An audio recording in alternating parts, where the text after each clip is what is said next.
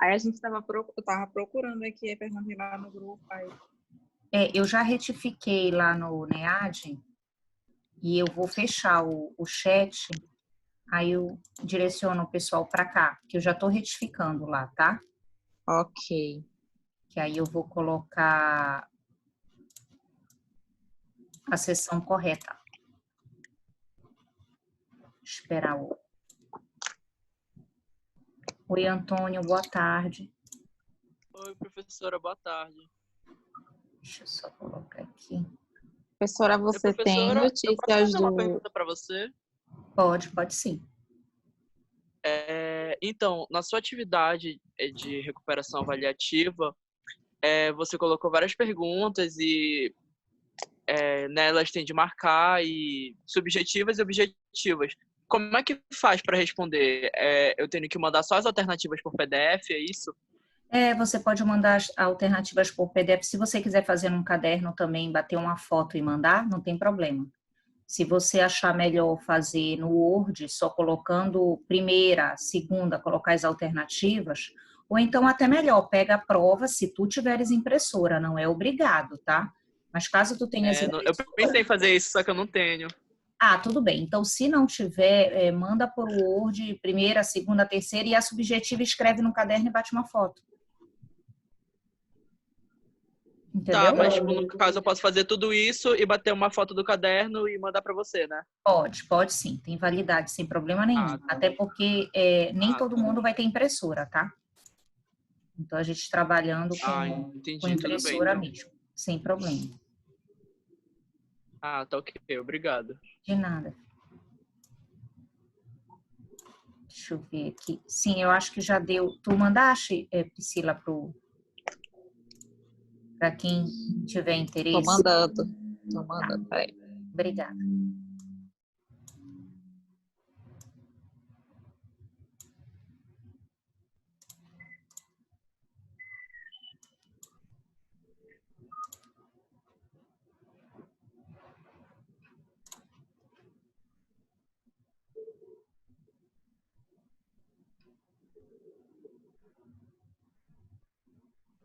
Aí eu já alterei lá, tá? O chat é amanhã às 14h10. Para quem ainda tiver com dúvida, em termos de texto e tudo.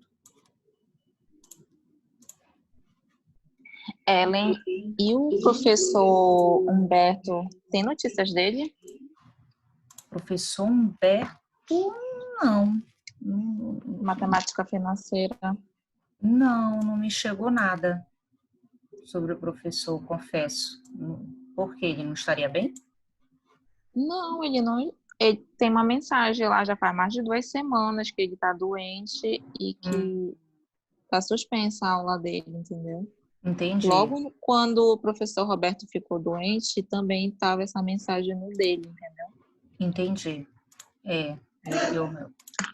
Eu realmente... Ontem, por sinal, nós tivemos uma reunião e, nossa, eu realmente não estava a par. Eu procurar saber. Realmente não tenho notícias. Até perguntar como é que está o colega. Esse tempo está muito estranho, né? De Covid, nossa, muito... Enfim, mas temos que prosseguir, né? Temos que prosseguir. Quem tem fôlego, vamos remando. Eu vou, enquanto você, Priscila e o Antônio estão observando, eu vou colocar um esquema, que é o tempo, para quem quiser chega, senão não tem problema nenhum, a gente vai à aula com vocês. Lembrando que o objetivo do nosso Zoom é 15 minutos de um resumo e depois a gente abordar o estudo de caso real, que seria HP, que a gente deixou para vocês. Aí, na hora que a gente está abordando o resumo, total liberdade. Professora, eu não entendi isso. Então, na verdade, não é para ficar uma aula monóloga, tá? De repente, eu estou fazendo um esquema, não entendeu nada, aconteceu alguma coisa, pergunta, tá? Então, essa semana a gente vai ver a teoria comportamental. A teoria comportamental, ela surge na década de 40, aproximadamente, tá? E, na verdade, o foco maior dela são duas variáveis. Ela atua na variáveis pessoas e também ela atua na variável do contexto da organização. Organizacional. Esse contexto, na verdade, leia-se, eu vou colocar entre aspas, o ambiente interno da organização somado com o ambiente externo. E o que que acontece, pessoal? A teoria comportamental, ela vai ser um desdobramento da teoria das relações humanas. Na verdade, ela vai criticar a teoria das relações humanas porque ela acreditava que realmente o funcionário precisa estar motivado. Contudo, a teoria das relações humanas, ela é considerada pelos comportamentalistas muito ingênua, porque ela só era focada, Elton Maio, sempre no ambiente interno da organização. E a teoria comportamental concorda em parte com a teoria das relações humanas, dizendo que as pessoas têm que ser valorizadas, que as pessoas têm que ser motivadas, que as pessoas elas precisam render no ambiente de trabalho, então que para render elas precisam estar bem, psicológica, fisicamente, mas para a teoria comportamental faltou um olhar para o ambiente externo, faltou um olhar para o mercado. Então, não é só se preocupar com as pessoas, mas e a concorrente? Eu não vou me preocupar? Eu não vou preocupar com a economia, com a política do país? Quer dizer, eu não vou me preocupar se a minha organização está atendendo e conseguindo atender os objetivos ou não dela? Então, é por isso que ela é um pouco mais abrangente por ela envolver o ambiente externo, ok? Nesse sentido, tem algumas situações que vocês vão ver bem diferentes da teoria comportamental. Quando a gente estudou Taylor, era a teoria científica, era um autor, lembra? Teoria científica, Taylor. Depois a gente foi para a teoria clássica, um autor também. Qual? Fayol. Depois a gente foi ver teoria das relações humanas, um autor, Elton Maio. Depois a gente foi para a teoria da burocracia, Max Weber.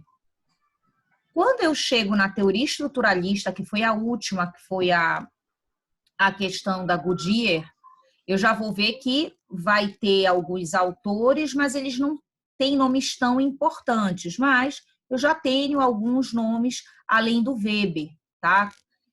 Quando eu chego na teoria comportamental, é pouco diferente, é muito diferente, porque ele vai ter diversos autores. Então, a primeira coisa é, professora, se ele tem diversos autores, por que ele tem diversos autores? Porque, na verdade, essa teoria é construída por psicólogos e também por sociólogos. Então, não é só um engenheiro que vai fazer essa teoria. Então, eu posso dizer, professora, que essa teoria são vários teóricos pensando uma mesma realidade? Sim, vários teóricos pensando a mesma realidade. Por exemplo, a primeira coisa que essa teoria vai se preocupar é com a motivação. E aí ela vai destacar um autor chamado Maslow, que vai falar da pirâmide, da hierarquia das necessidades. Vocês lembram quais são essas necessidades que o Maslow coloca? Sim. Sim? Bora construir a pirâmide? Fisiológica, segurança, social, autoestima e autorrealização. Isso eu anotei. Isso mesmo. Então, o que acontece? Se eu for para uma pirâmide, ó, fisiológica bem aqui, segurança, social, autoestima e autorrealização, tá? O que seria, meninos, por exemplo, a fisiológica? O que significa essa necessidade? Boa tarde, Paulo. Chegando agora, seja bem-vindo. Boa tarde, professora. Boa tarde. A fisiológica, só para vocês entenderem, a necessidade fisiológica são aquelas instintivas. Por exemplo, como é que eu vou pensar? Não vamos longe, pessoal, nesse tempo de Covid que a gente está, a necessidade básica de ter abrigo, de se vestir, de comer, né, de ter um mínimo da dignidade da pessoa humana. Então, seria uma necessidade fisiológica, né? Alimentar-se, né? Ter minimamente não passar fome. Então, são necessidades fisiológicas. E o Maslow descobriu que quando as pessoas têm essa necessidade atendida, aí elas já procuram outro tipo de necessidade. Ou seja, à medida que eu vou satisfazendo a necessidade mais básica, eu vou pulando para outras mais avançadas. E aí a segunda seria segurança. Segurança, tanto no sentido segurança psicológica, de eu não ser mandada embora do emprego, porque é óbvio que qualquer pessoa pode rescindir contrato de trabalho, mas o Maslow coloca de você ter um contrato e não você imagina, eu acordar amanhã, não sei se eu vou conseguir pagar minhas contas. Então, é a segurança do que foi acordado. Se o contrato foi por um semestre, um semestre. Se o contrato foi por um ano, um ano. Então, é a segurança psicológica, mas também a segurança física, de você saber que você tem um abrigo. Quando você chega na sua casa, você pode estar exausto, mas a partir do momento que você chega e tranca a porta, aparentemente você está seguro. Aparentemente, tá? Porque, claro, coisas podem ocorrer. Deixa eu só diminuir que está chegando mensagem, me perdoem aqui. Deixa eu diminuir. Então, nesse sentido, nós sabemos que a segurança seria física, patrimonial e psicológica. Depois que se alcança isso, o Maslow coloca que tem necessidade social. A necessidade social é de se relacionar com as pessoas, né? Por mais que eu goste de trabalhar sozinho, por mais que eu seja mais, vamos dizer, na minha, uma pessoa mais tímida, mas de qualquer maneira eu preciso me relacionar com as pessoas. Ninguém sobrevive sozinho. É legal ter um amigo, é legal ter alguém para conversar, né? Então, por mais individual, por mais introvertido ou tímido, as pessoas necessitam da necessidade de interrelacionar-se. Além do social, a autoestima. Depois que a pessoa chega na necessidade social, a autoestima seria gostar de você próprio, né? Ou seja, você tem confiança em si próprio, você gosta de você, porque as pessoas que têm uma baixa estima, geralmente elas dificilmente avançam profissionalmente, porque elas próprias não gostam delas, elas próprias se maldizem. Então, é muito difícil você ver pessoas exitosas profissionalmente que não gostam delas próprias. Elas, no mínimo, elas podem ter críticas em relação a elas mesmas, mas, de uma forma geral, elas gostam da personalidade delas, tá? Então, são pessoas que, na verdade, aqui nós não estamos falando de narcisismo nem de egoísmo. Estamos falando de você olhar para o espelho e dizer assim, eu sou assim, com esses defeitos, com essas qualidades, mas no mais eu gosto de mim, eu me admiro. Então, é no sentido da autoestima, da positividade. E, por fim, a autorrealização. Quando o ser humano passa por todo esse percurso que ele chamou hierarquia das necessidades, hierarquia no sentido de pirâmide, tem a necessidade fisiológica satisfeita, segurança também, social também, autoestima também. O que o ser humano vai buscar? Se autorrealizar. E isso é muito subjetivo, porque a autorrealização, para uma pessoa, pode ser a casa própria. Para outra pessoa diz, eu já tenho a casa própria, então não é a minha autorrealização, é um carro. O outro vai dizer, eu já tenho carro e casa própria. Para mim, autorrealizar é viajar para fora do país. O outro vai dizer, já tenho casa própria, já tenho carro, já viajei para fora do país. A autorrealização é escrever um livro. A autorrealização é concluir uma pós, um curso de graduação de nível superior. Então, pessoal, é muito subjetivo. Resumo da ópera, para eu não me estender mais. O Maslow não foi comprovado cientificamente, mas ele é muito usado na administração. Por sinal, tem uma ferramenta, um instrumento, para quem não sabe, é chamado, meninos, de motivograma.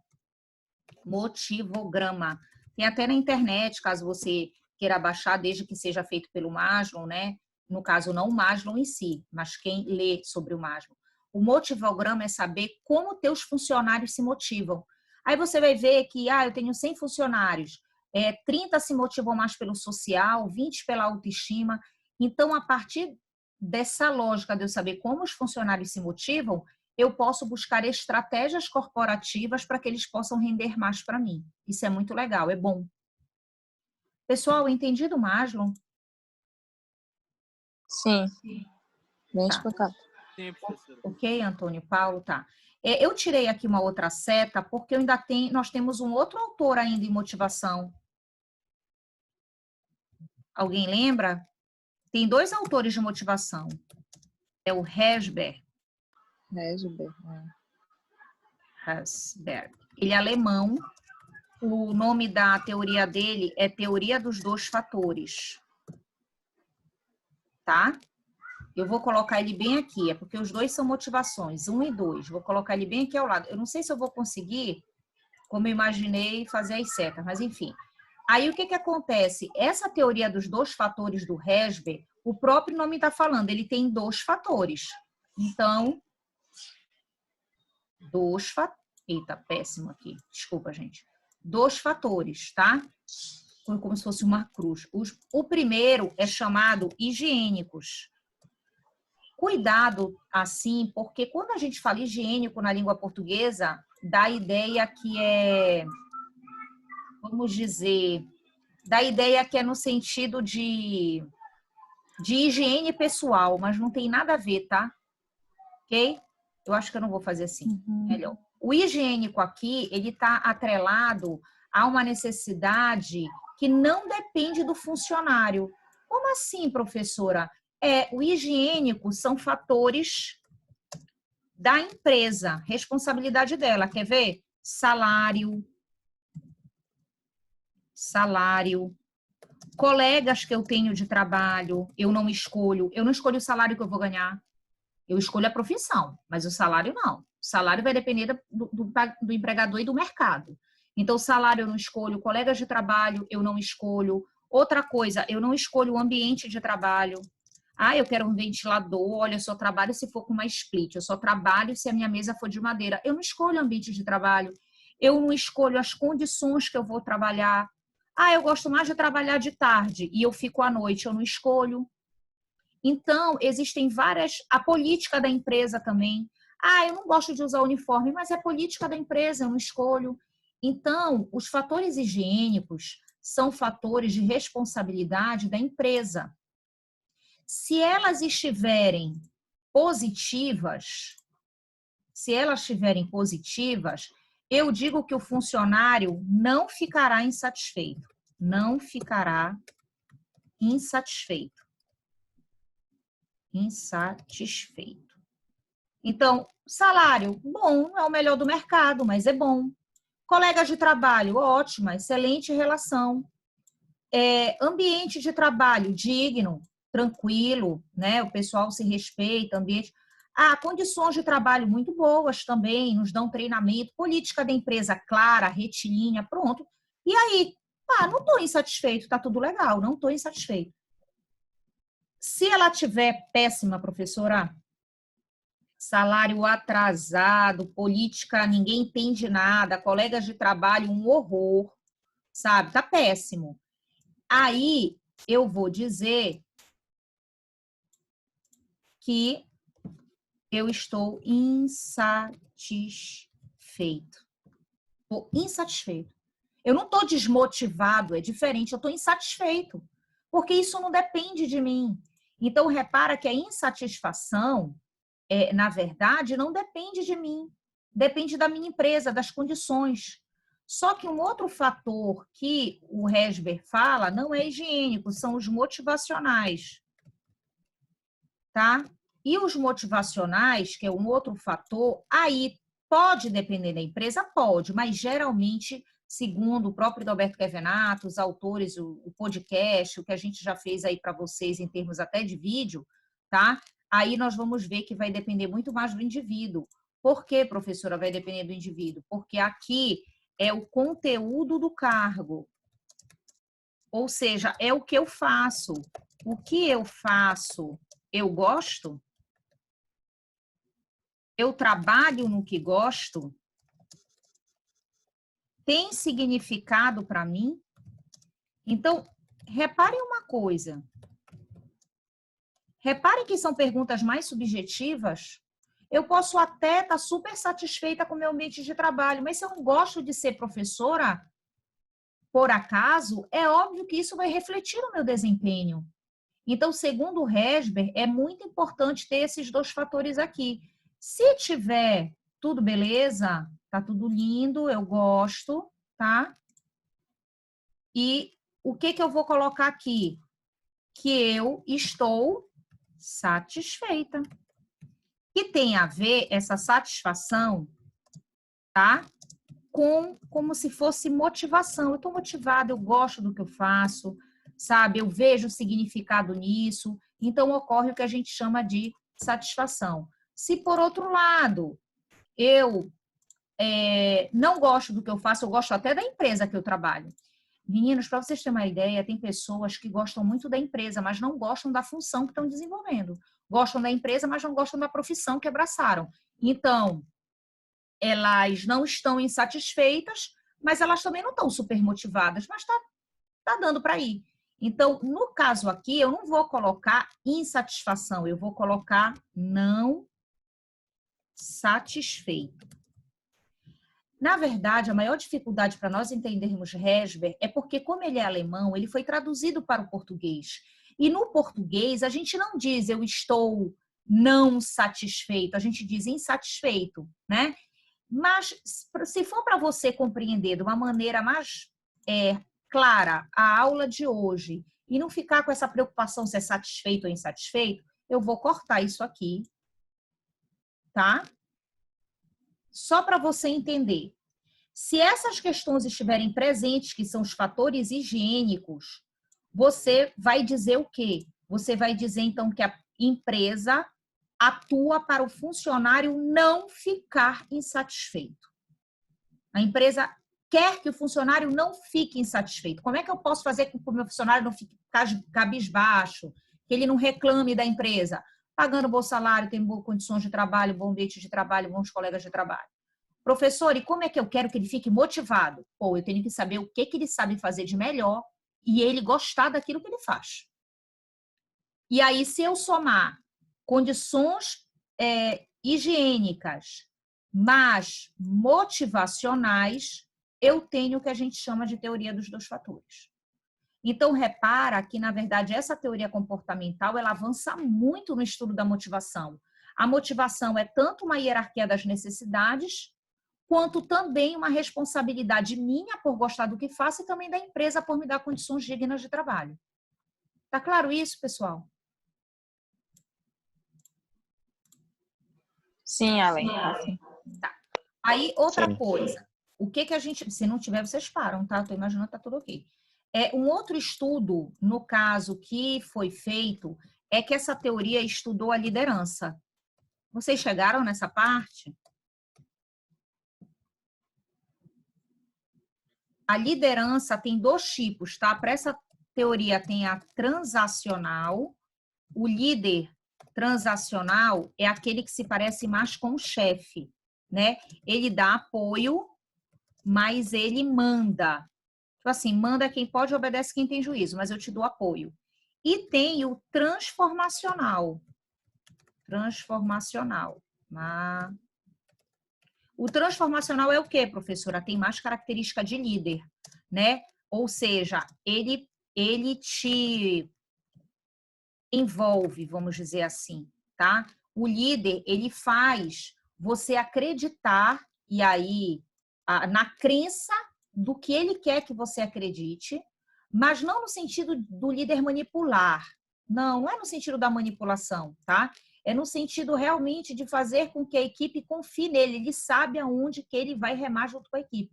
Então, eu não sei se vocês já ouviram falar, o chefe manda, o líder inspira. Já ouviram falar isso?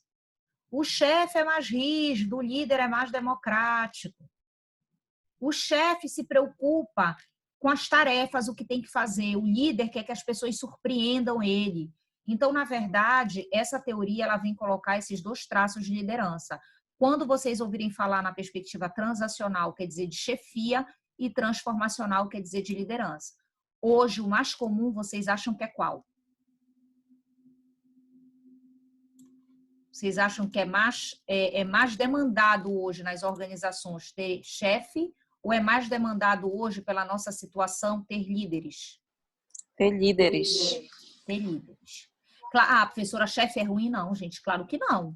Mas o chefe, como ele é muita cobrança, automaticamente, nem sempre ele ganha a confiabilidade da sua equipe, entendem? Tá? Vocês lendo a teoria, alguma coisa chamou a atenção de vocês? Porque, olha, além da motivação e da liderança, tem outras coisas aqui. Eu não vou puxar porque eu posso, de repente, estar falando coisas que vocês já sabem. Então, o objetivo é que seja menos monólogo e mais conversativa, né? Tem alguma coisa que tenha chamado a atenção de vocês? Por exemplo, alguém leu sobre Likert?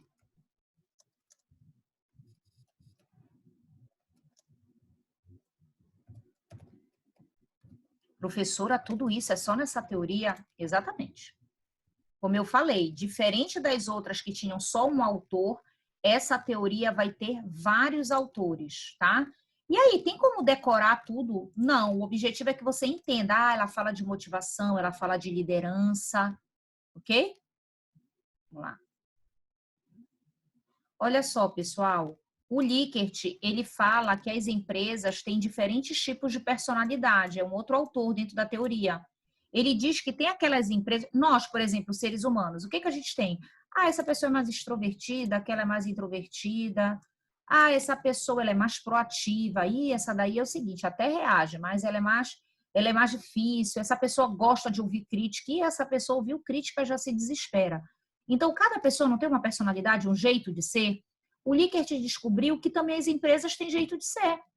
E por que o administrador tem que aprender o jeito de ser das empresas para saber como ele vai se comportar nelas? E talvez até sugerir melhorias para essa forma de personalidade, tá? Então, o primeiro tipo que ele coloca são empresas coercitivas. O que significa coerção para vocês? O que seria uma empresa coercitiva? O que vocês acham? Antônio, Paulo, Pri, o que vocês acham? O que seria uma empresa coercitiva?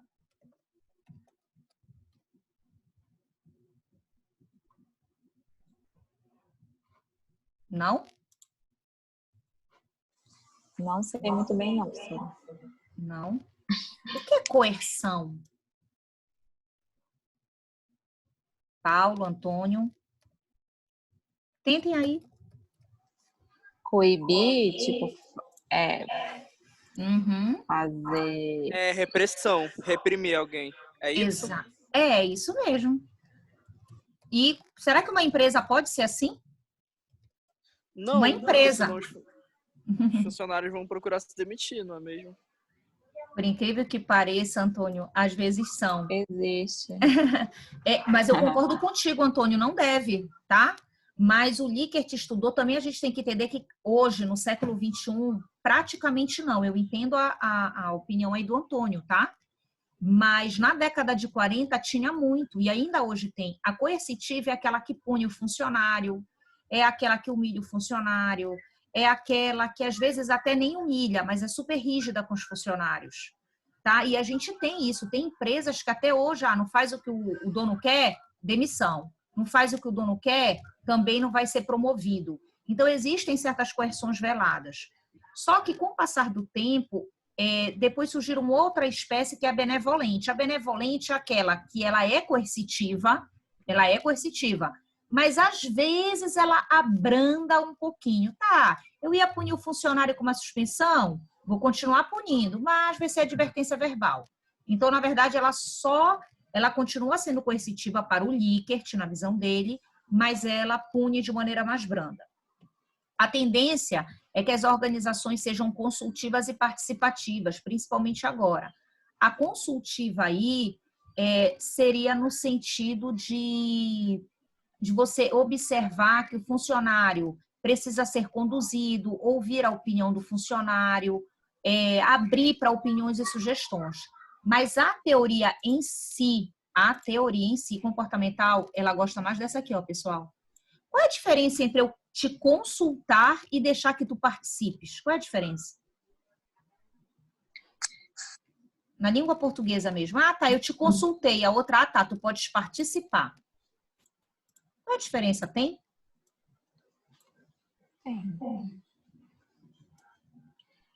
na verdade, quando a gente está consultando, eu perguntei para os alunos se estava tudo bem. Tá tudo bem, então pronto. Eu simplesmente abri e rápido fechei, né?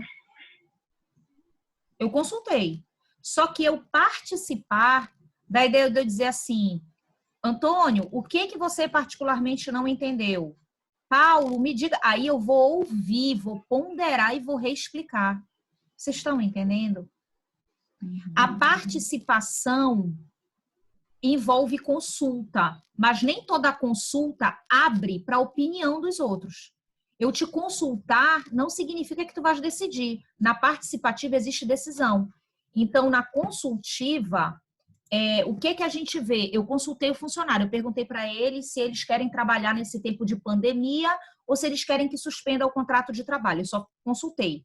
Agora, participar, votem. Quem quer que... Aí, eu quero que suspenda, eu não quero. Então, eu já estou participando, eu já faço porque os funcionários deem a opinião deles. Entende a diferença? Bom, além do Likert, eu já vi que nós temos 9 minutos e a gente vai dar para encerrar em 9 minutos mais 2 teóricos que a gente vai ver, porque são vários, tá? Eu vou tratar os principais. E quando cair, é o mesmo ID para esse pessoal. E aí a gente vai ver o quê, professora? Aula? De novo, não. Aí não vai ser mais o resumo, a gente vai ver a empresa HP. Aí vai ser só prática, tá? Um outro teórico é o MacGregor. Vocês chegaram a ler? Ele. O MacGregor, ele fala sobre teoria X e Y, tá? A teoria X, ele diz que a teoria X são mais para os autores clássicos, tá? Ele considera o funcionário preguiçoso, o funcionário indolente, ele considera que o funcionário não gosta de trabalhar, indolente, tá? E ele considera que o ser humano é avesso ao trabalho.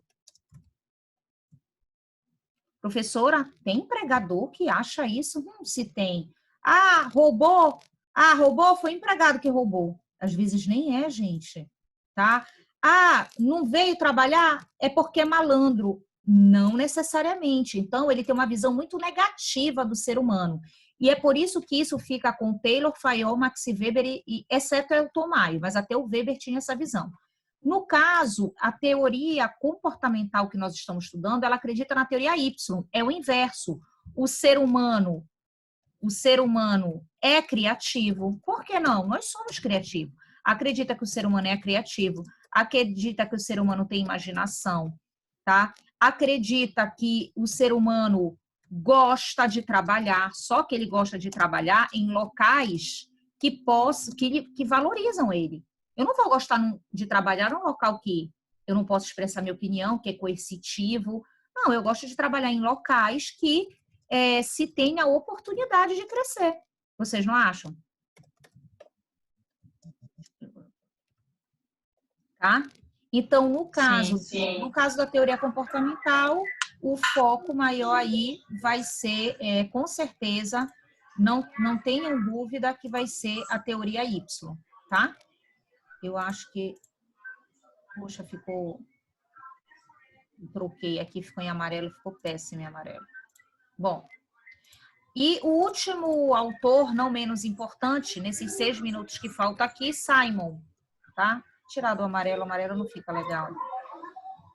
O Simon é um teórico que fala de teoria da decisão, tá, gente? Ele diz que o ser humano, o administrador, ele tem uma racionalidade limitada. Ele diz assim, o administrador tem uma racionalidade limitada. O que é racionalidade limitada, professora? Gente, quando a gente decide alguma coisa, a gente sabe se vai dar certo? Ou a gente tem a impressão que possa vir dar certo? Na verdade, o Simon, ele diz que o ser humano não tem uma bola de cristal. Quando ele decide, ele não tem condições de saber se aquela decisão que ele tomou vai dar certa. Mas o que ele busca? Existem etapas para se decidir. E ele diz que essas etapas de decisão, né, ele apregou aqui, existem 7 etapas de decisão. Não vou colocar todas as 7, mas é só para vocês entenderem que você primeiro percebe o cenário, Exemplo, vírus. Depois você encontra o problema, uma pandemia. Depois você vai ver alternativas. Pô, qual é a alternativa para sair da pandemia? Máscara, EPI. Mas também para o pobre, para as pessoas com mais dificuldade, vamos liberar verba. Depois você vai comparar as alternativas. Pô, vai ter que dar lockdown. Pessoal, 55% do povo paraense não está ficando em casa. Tá? E isso a UTI está cheia. Muitas mortes essa semana, não está conseguindo. Vamos comparar as alternativas. E depois você vai escolher a alternativa que mais, olha o que ele faz, satisfaça. Então, não existe satisfaça. Não é a melhor alternativa, tá, meninos? É que mais satisfaz. Ah, professora, a melhor alternativa é lockdown? Olha, gente, sinceramente, eu não sei, mas do jeito que tá, é a mais viável. Do jeito que está indo, tá?